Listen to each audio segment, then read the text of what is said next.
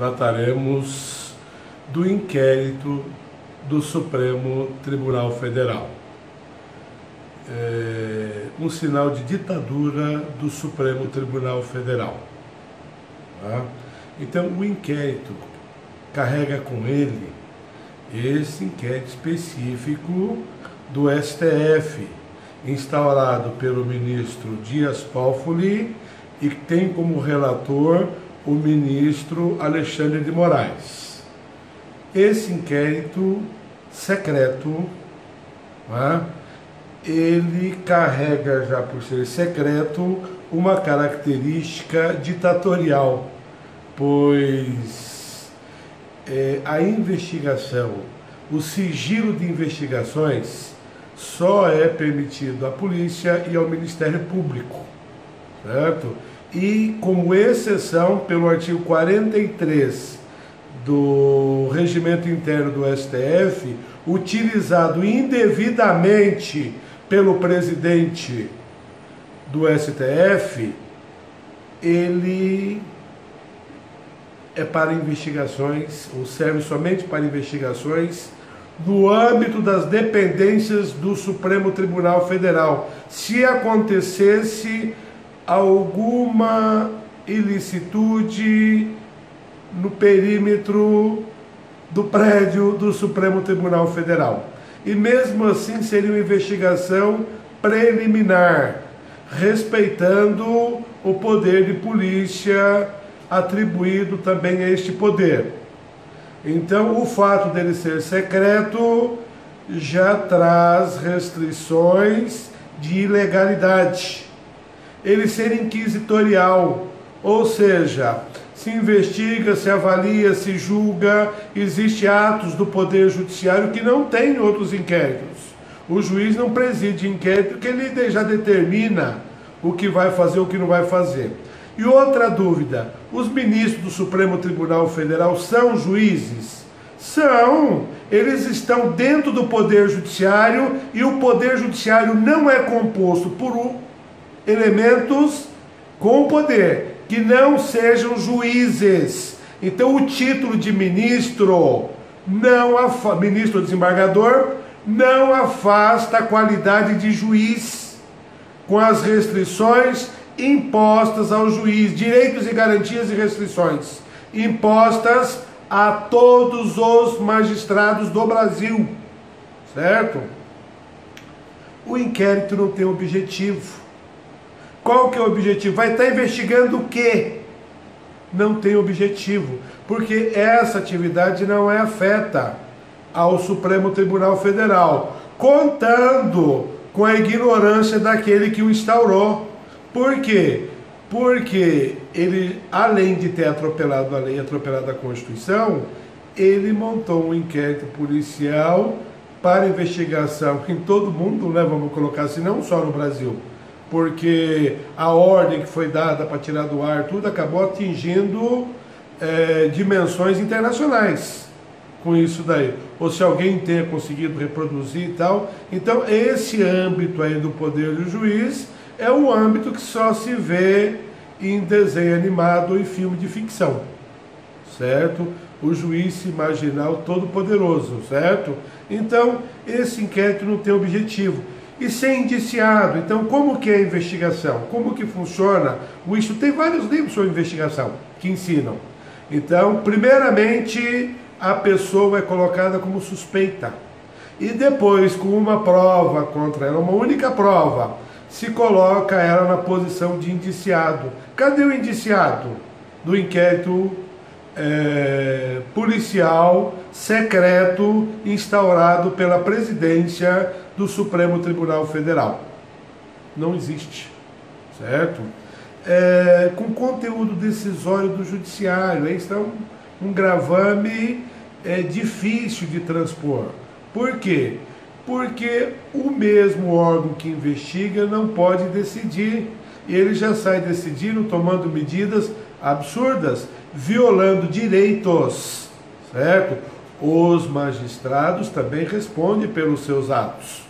Eles não estão livres para fazer o que quiserem ou o que lhe derem na cabeça, né? Então, fazendo um paralelo entre o regimento interno e o Código de Processo Penal, logo se vê que esse inquérito não tem nem pé nem cabeça, não tem razão de existir, certo?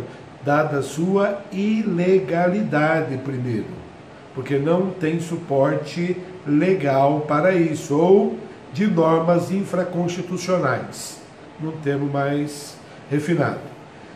Por ora, é também inconstitucional, porque a Constituição não dá esse poder. O artigo 129 atribui ao Ministério Público a possibilidade de perseguição do criminoso, e a polícia, a investigação estendida ao Ministério Público, essa investigação. O que já se discutiu muito, até o Ministério Público ser investigador foi discutido, e agora parece que o Supremo acabou querendo também se tornar investigador. Talvez com alguma influência de outros lugares. Só que existem outras sistemáticas. Tem países que o ministro da mais alta corte, ele passa pelo Ministério Público, certo? E depois vai compor o judiciário. Então há essa troca, essa possibilidade de mudança de um órgão para outro. Este inquérito secreto, absurdo, ilegal, inconstitucional, sem objeto, sem indiciado, certo? Ele realmente parece muito com o processo sem fundamento nenhum de Franz Kafka. Então, é um sinal de ditadura. E como diziam já, ou dizem ainda, a pior ditadura é a ditadura de saia. Por quê? O juiz realiza, não tem âmbito político para decidir. A decisão dele não se discute. Isso é muito perigoso. E quando se fala saia, está se referindo à toga, certo? Então, a ditadura da toga é a pior das ditaduras, por conta dos atos decisórios. Os atos de governo do Poder Executivo são diferentes do Poder Judiciário. O ato do Poder Executivo pode ser discutido no âmbito do Congresso Nacional e no âmbito do Supremo Tribunal Federal, do Poder Judiciário. Agora, o ato do Poder Judiciário é indiscutível em tese, só se cumpra. Né? Como que vai se cumprir um ato cercado de ilegalidade? E outra coisa, o Supremo Tribunal, as decisões comportam críticas, claro que comportam críticas. Eles devem prestar informações e esclarecimentos sobre os seus atos, porque eles exercem o poder, eles não chegaram ali para a eleição, mas a forma de levá-los ao Supremo Tribunal Federal é um procedimento que imita um sistema democrático para eles chegarem lá. Então eles têm o dever, como funcionário público de ordem eletiva, de prestar esclarecimentos à sociedade e à população. E parar com essa arbitrariedade de ofender, certo? Devem responder por crime, sim, certo? O Supremo está passando de todas as medidas. Nunca, jamais na história desse país se viu uma situação dessa, certo? O início de um governo que vem para mudar a ideologia. Alguns entendem que a gente estava indo para um determinado túnel da perdição com relação à educação, com relação à política, e isso com relação à política foi comprovado, porque o chefe da quadrilha, o Luiz Inácio Lula da Silva, está preso e provavelmente ele vai fazer companhia a Dilma, o Michel Temer, que já foi preso também. Então, os presidentes envolvidos nesse tempo de governo do Partido dos Trabalhadores, eles demonstram que eles tinham um plano de se manter no governo ad eternum, ou um plano ditatorial para o Brasil, já que apoiavam ditaduras, emprestavam dinheiro para ditaduras, apoiavam ela até com dinheiro, ou seja, e nós sabemos que nós não receberemos esse dinheiro emprestado para as ditaduras vizinhas.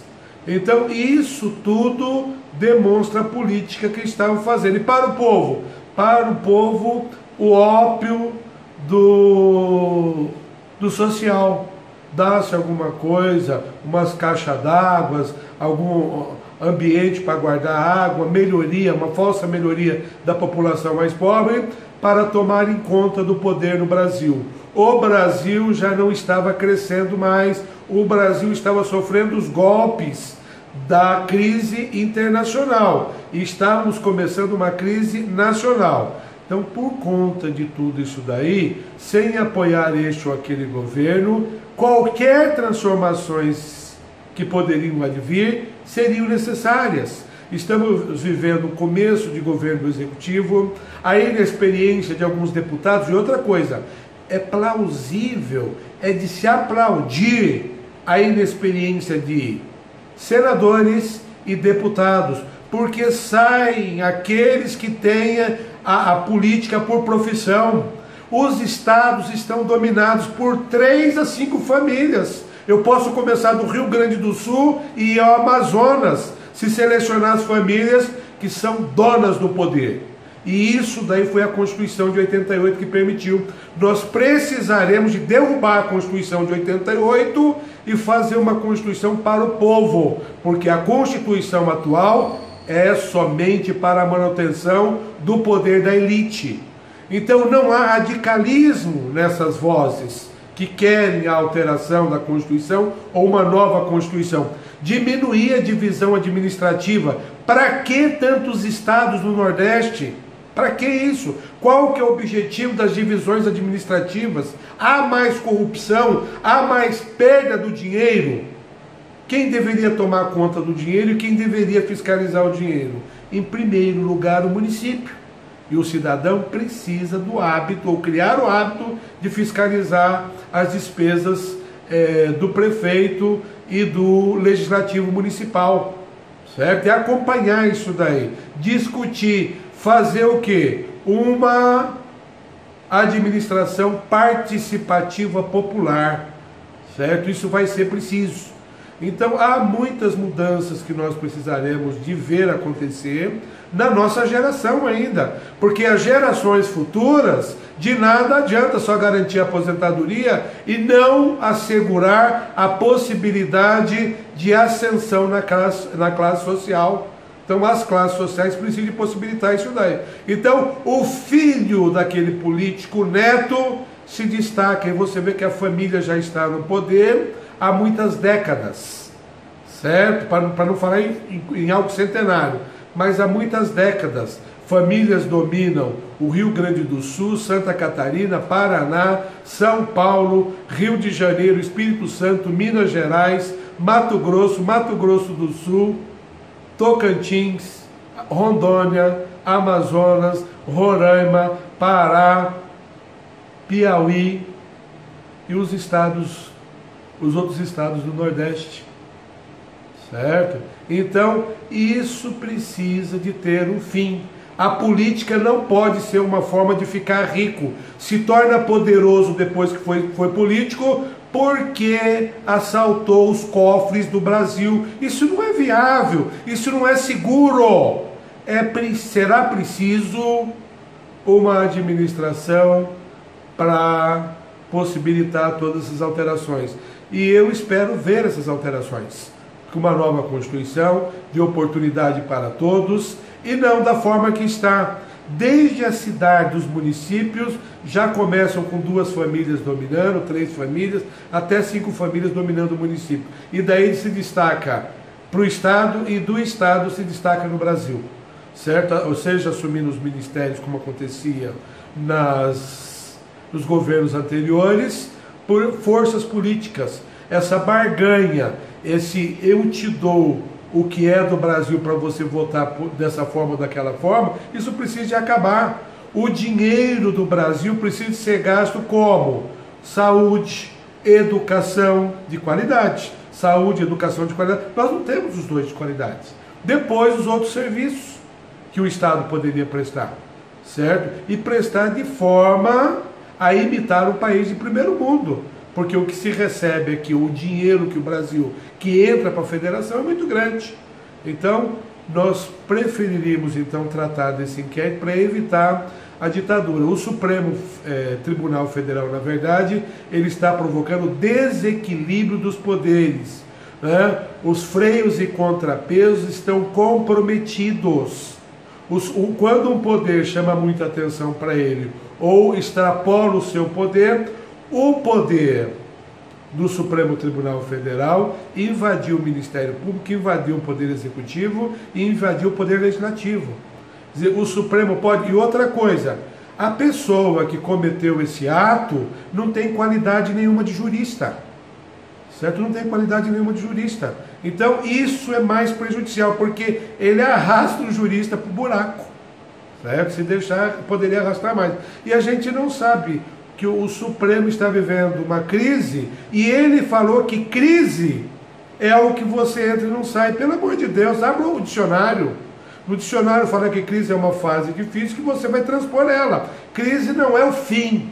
Crise é o meio, é uma fase difícil para ser superada.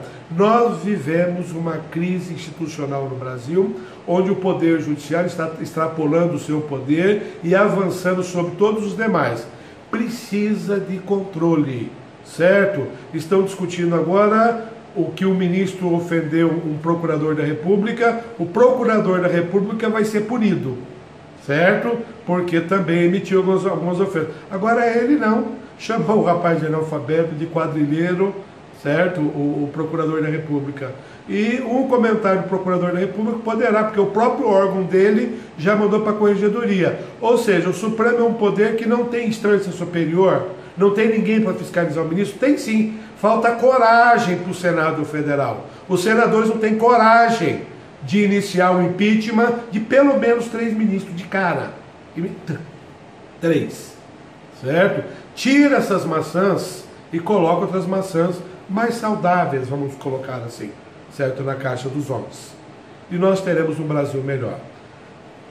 Por esse vídeo era isso daí, e eu agradeço muito. Obrigado.